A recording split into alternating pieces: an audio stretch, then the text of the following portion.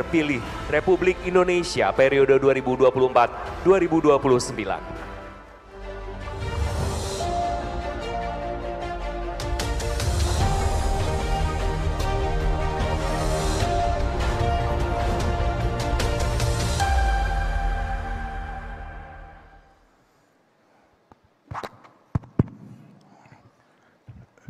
Bismillahirrahmanirrahim.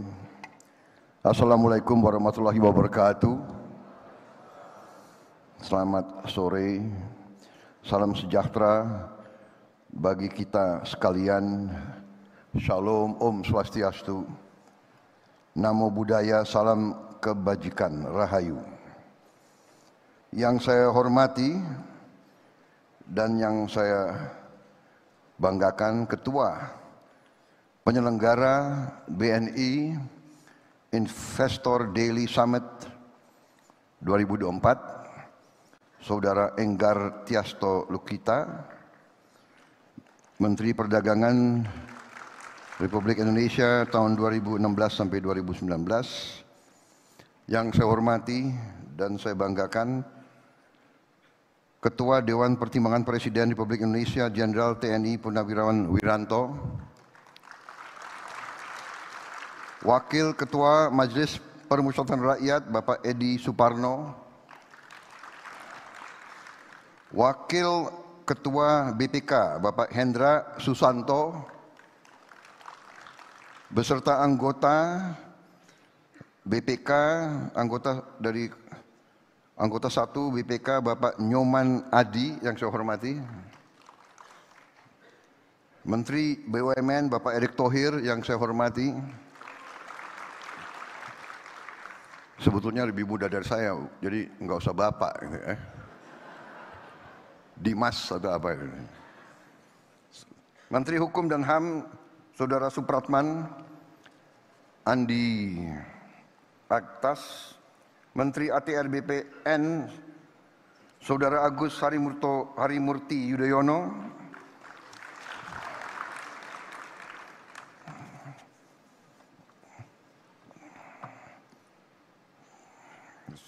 Menteri ESDM tidak hadir,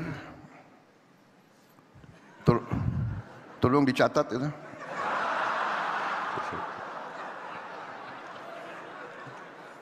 Menteri Investasi Saudara Rosan Roslani tidak hadir, catat lagi tuh. Gimana tim sukses nggak hadir ini?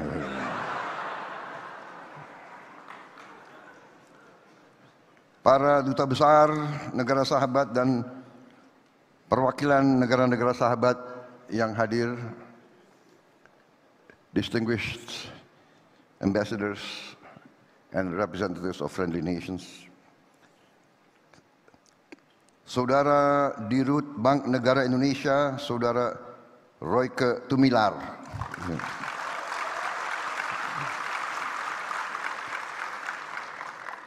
seluruh hadirin peserta BNI Investor Daily Summit 2024 yang saya hormati dan saya banggakan. Saudara-saudara, terima kasih atas kehormatan diberikan kepada saya diundang pada acara ini. Ini kehormatan, walaupun undangan kemarin diberikan kepada saya oleh Pak Enggar secara mendadak. Baru tadi malam saya diundang. Tapi bukan salah beliau, biasa dalam kondisi sekarang agak sibuk sehingga mungkin undangan tertulis, saking banyaknya undangan mungkin tidak saya perhatikan. Tapi untung takdir menghendaki saya hadir. Saya kebetulan ketemu beliau di restoran. Kemudian beliau ingatkan, besok hadir enggak? Ada acara apa? Ya kan? BNI Investor apa? BNI. Waduh, berat kalau saya enggak hadir acara BNI. Gitu. Ya kan? Ngeri saya, kualat, ya kan? Malam-malam saya dibangunin nanti kan, ya kan? Jadi BNI memang ada sedikit bukan sedikit, tapi ada hubungan emosional dengan keluarga saya karena itu adalah kebanggaan keluarga kami, karena Pak Margono lah yang menerima perintah dari Bung Karno untuk membuka bank milik rakyat Indonesia yang pertama, yaitu BNI.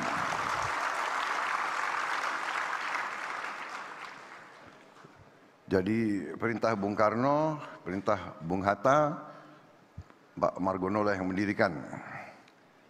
Dan juga dalam kisah keluarga, waktu Belanda menyerang Jogja tahun 48, Pak Margono ditangkap oleh Belanda di kantor BNI di Jogja waktu itu.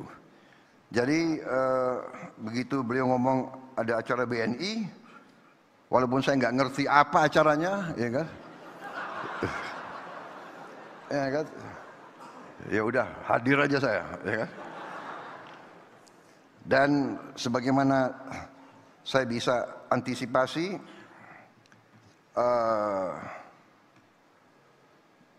memang acara ini adalah acara tentunya tentang ekonomi. BNI dengan mitra-mitranya, para investor, para pelaku ekonomi, apalagi ada Pak Enggar di situ, ya, sehingga saya diminta sedikit memberi pemikiran atau visi saya ke depan. Sebetulnya visi saya ke depan ini sudah sangat sering disebarluaskan, sudah ada buku, sudah ada program, sudah tertulis, sudah disebarkan di mana-mana.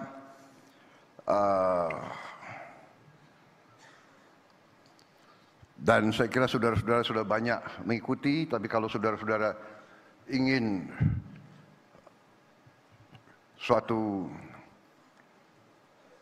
konfirmasi atau suatu rekonfirmasi atau katakanlah suatu penjelasan lagi, dengan sangat gembira saya akan menggariskan secara garis besar saja, tidak terlalu detail. Saya yakin saudara di ujung hari ini begitu banyak mendengarkan pembicaraan, sudah cukup lelah, ya kan? Kita mengerti bahwa pelajaran psikologi, orang mendengarkan itu sebetulnya cukup berat. Kemampuan orang menerima keterangan itu katanya terbatas. Span of attention kurang lebih 40 menit. Kemudian daya serap manusia untuk menerima keterangan baru maksimal 7-8. Karena itu saya batasi pembicaraan saya, ya. Saya harap tidak terlalu lama. Tapi saya mohon izin saya minum kopi dulu. Saya bisa jadi brand ambassador kopi Indonesia. Ya.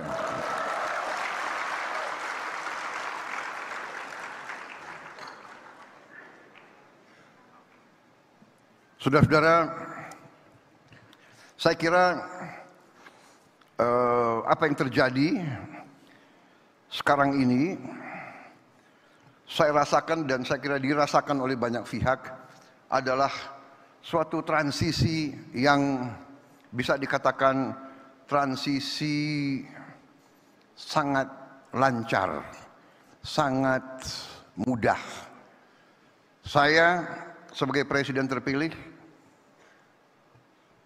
merasa bahwa saya adalah bagian dari tim Pak Joko Widodo. Saya memimpin koalisi. Koalisi itu kita bahkan menamakan koalisi itu Koalisi Indonesia Maju. Dan koalisi itu terdiri dari partai-partai yang memang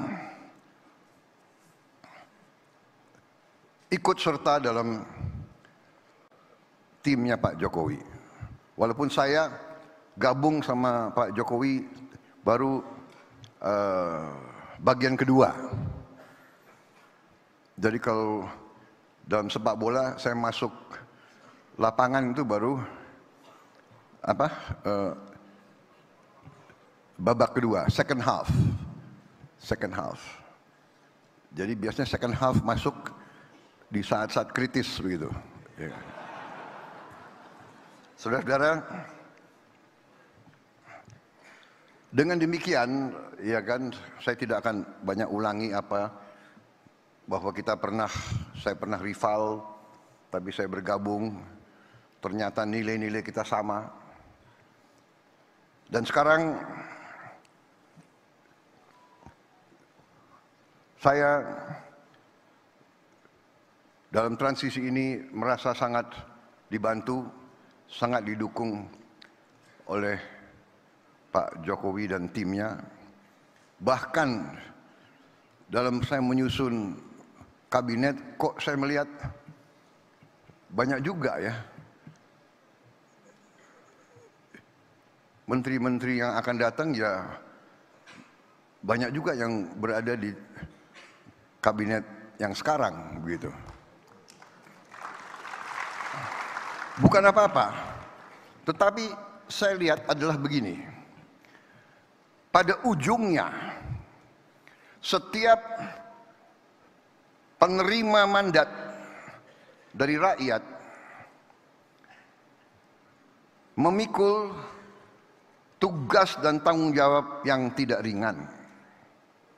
Dan karena itu, sama kalau kita mau menyusun dan memilih tim sepak bola, tim nasional sepak bola, yang dicari adalah pemain-pemain yang terbaik. Kita tidak memikirkan orang tuanya siapa, agamanya apa, sukunya apa, rasnya apa, dia mampu atau tidak, dia bisa atau tidak, dia berjuang atau tidak, mampu nggak dia deliver, mampu nggak dia berbuat yang terbaik untuk bangsa dan rakyat. Nah, itu yang kita cari. Dan Pak Jokowi demikian, mencari yang terbaik, saya pun demikian. Dan kalau kebetulan orangnya masih bagus, pasti kita akan minta untuk ikut lagi. Dan saudara-saudara, untuk masuk ke pemerintahan di Indonesia itu menuntut pengorbanan. Karena itu saya kira satu, transisi baik. Kedua, kita dalam rangka pembangunan suatu bangsa, kita sadar bahwa pembangunan suatu bangsa, transformasi suatu bangsa dari bangsa katakanlah tingkat menengah, dari bangsa yang keluar dari penjajahan, keluar dari 20 tahun perang terus-menerus, RMS, DITII, Angkatan Perang Ratu Adil, peristiwa-peristiwa PRRI, Permesa terus-menerus, tanpa henti dari 45 sampai 65, sampai 68 sampai 69. Separatis di sini, separatis. Kita sekarang adalah negara yang masih utuh, negara dengan ekonomi ke-16 di dunia, negara dengan tingkat inflasi salah satu yang terendah di dunia, negara dengan pertumbuhan yang masih cukup baik dibandingkan dengan negara-negara lain, suatu negara yang keluar dari krisis COVID, salah satu yang tercepat dan dinilai salah satu yang terbaik keluarnya dari peristiwa COVID. Kita sering kurang bersyukur, kurang terima kasih, kurang menghargai apa yang kita capai sendiri. Ini kita harus koreksi diri kita sendiri. Kalau kita lihat negara-negara lain, rasio hutang terhadap GDP mereka sesudah COVID naik belasan bahkan puluhan persen. Negara-negara hebat seperti Perancis, debt to GDP ratio-nya loncat. Sekarang berada di 110%. Nggak tahu kapan mereka akan bayar hutang mereka itu.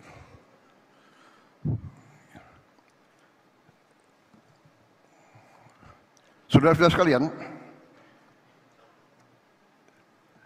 dengan demikian saya terima mandat dari rakyat dan waktu ini saya gunakan dengan sebaik-baiknya.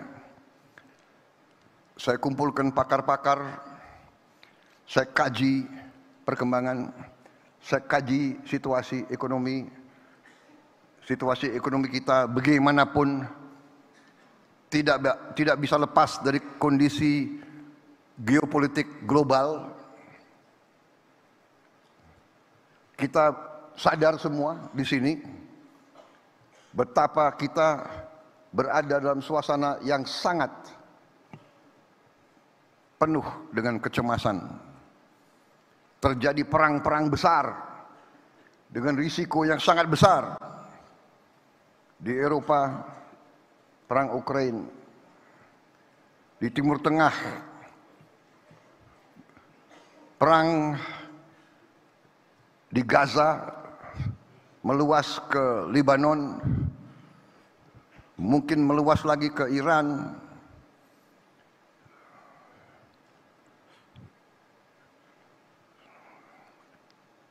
Di mana banyak ahli mengatakan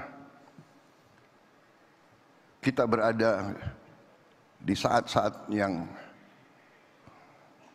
penuh ketegangan. Kalau tidak hati-hati, sudah berapa negara besar saling mengancam akan gunakan bom nuklir. Saudara-saudara sekalian, di kawasan kita pun ketegangan, di Taiwan ketegangan antara Cina dan Jepang, ketegangan di Laut Cina Selatan. Di tengah ini semua kita bersyukur Indonesia menikmati keadaan damai. Keadaan damai ini tidak mudah. Tidak mudah. Tidak mungkin ada perdamaian tanpa persatuan. Saya baru dapat pelajaran, unity brings harmony. Harmony brings equilibrium. Equilibrium brings peace. Only with peace we can have prosperity. Ini pelajaran dari sejarah. Kemakmuran hanya bisa datang dengan perdamaian, peace. Karena itu, setiap pemimpin politik, pemimpin kemasyarakatan selalu harus berpikir langkah-langkahnya, kebijakan-kebijakannya, pendekatan-pendekatannya harus ke arah mencapai dan memelihara kondisi perdamaian, memelihara stabilitas. Untuk itu dibutuhkan kearifan, wisdom. Untuk itu dibutuhkan semangat, kebersamaan. Untuk itu perlu semangat kolaborasi, semangat ingin bekerja sama. Saudara-saudara, kita mengerti bahwa kita ini memang majemuk. kita ditakdirkan sudah ratusan tahun, kita ini majemuk, berbeda-beda suku, agama, ras, kelompok etnis, ratusan bahasa daerah. Tapi kita bisa hidup rukun. Dan untuk itu kepemimpinan masyarakat di setiap level sampai ke tingkat nasional, kepemimpinan itu harus kepemimpinan yang bisa membawa dan memelihara kerukunan. Dan untuk itu saya mengambil sikap ingin menjunjung tinggi persatuan, ingin merangkul semua kekuatan, ingin membentuk suatu kolaborasi, suatu kerukunan. Dan saudara-saudara, sebagai pengusaha, sebagai pedagang, saudara-saudara yang paling mengerti, paling merasakan bahwa hanya dengan perdamaian, hanya dengan suasana sejuk, hanya dengan kerukunan, ada iklim di mana berdagang, berusaha, berwira swasta akan berkembang dengan baik. Tidak ada orang ke pasar kalau terjadi kerusuhan. Tanyalah ke rakyat di Gaza, tanya ke rakyat di Lebanon, bagaimana? Bisa enggak mereka hidup dengan tenang? Bisa enggak mereka berdagang kalau semua gedung mereka dibom, dihancurkan? Karena itu saudara-saudara, saya selalu ingin menjalin dialog. Saya selalu ingin mengajak kerjasama. Bagi saya, ajaran kuno, 1000 kawan terlalu sedikit, 1 lawan terlalu banyak, bukan suatu slogan. Itu saya jalankan. Saya tidak melihat ke belakang, saya ingin melihat ke depan.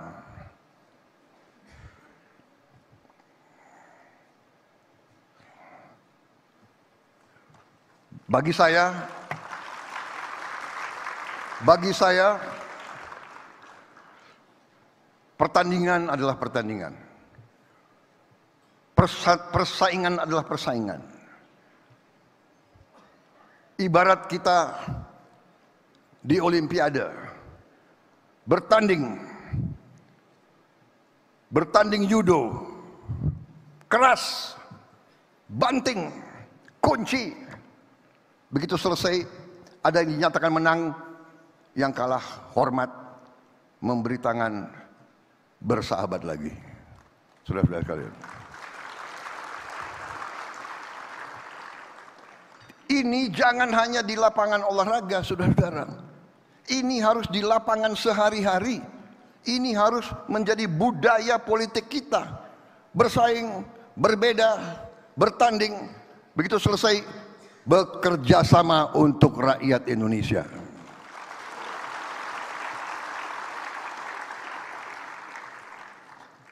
Itu keyakinan saya, dan karena itu tekad saya akan saya jalankan dengan risiko, karena saya ingin membentuk pemerintahan persatuan nasional yang kuat. Terpaksa koalisinya besar. Nanti akan dibilang, kabinet Prabowo, kabinet gemuk, banyak. Ya, negara kita besar, Bung. Negara kita luasnya sama dengan Eropa. Eropa 27 negara. Kita 1 negara. Sebagai contoh, Timor Leste, negaranya itu jumlah penduduknya 1,3 juta kalau tidak salah. 1,3 juta. Lebih kecil dari Bogor, Kabupaten Bogor. Kabinetnya, menterinya tahu nggak berapa? 28 menteri. Kenapa? Karena dia koalisi juga. Kalau kita negara otoriter, ya kan, hanya satu partai, ya bisa jalankan negara ini hanya dengan 20 menteri, 24 menteri. Tapi saya harus merangkul semua kelompok, harus ada perwakilan. Harus ada perwakilan dari Indonesia Timur, Indonesia Barat, Indonesia Tengah, dari suku A, suku B. Harus ini Indonesia.